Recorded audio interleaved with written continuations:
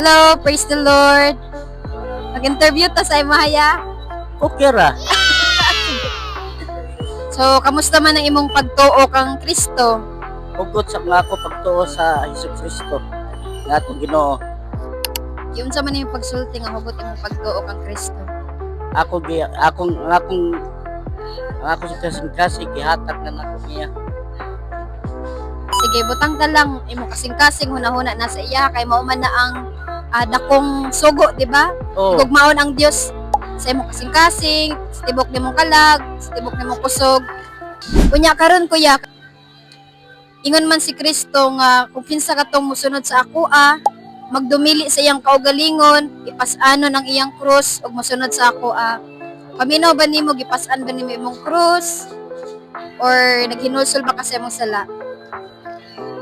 kala wa pa ako maginulsol sa kusala. Amen. Maayo kay honest kay ka kuya. So ingon ang pulong sa Ginoo ya nga miabot na gayud ang panahon nga maghari na ang Dios.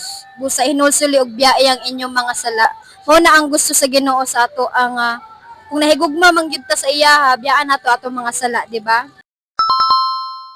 Biyaan Oy, nato. ang akong bisyo sigarilyo ra.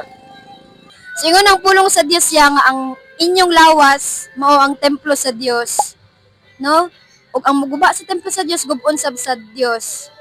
So karon niya wala nga ni si Kristo aron nga hukman ta, silutan ta kun dili siluwason ta niya ana. No, kung tinuod man nga nahigugma ta kang Kristo, kung ingon siya nga biyaan nato ang sala, di ang pagsigarilyong kumaw niyang hinungdan nga maguba ang templo sa Dios.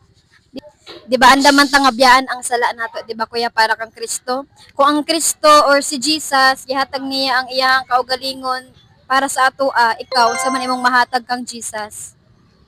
Ang akong galingon. Ang imong kaugalingon. So mauna kuya ang gusto sa Ginoo nga i-surrender sad nimo imong sigarilyo, ang imuhang mga bisan ako sa unaya gapusad ko anang mag-inom-inom pero gibiyaan ako na Noon wa.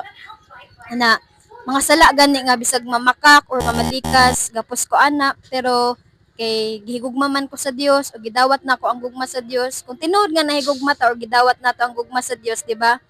Buhaton nato ang iyang sugo. Ingon ang Biblia sa John 14:15 na kung nahigugma kamo kanako tumanon ninyo ang akong mga sugo. So maora na kuya, walay lisod sa Ginoo, daghan ako nakit-an nga mga addict sa drugs nga nahimong pastor, no, ni mga drug lord nga gibag-o sila sa Ginoo, dili lang drugs, tanang bisyo, no, gikuha sa Ginoo kay tungod kay ilang gisurrender sa Ginoo. So kana ya, mao nang imong i-surrender ang ato ang sala ya sa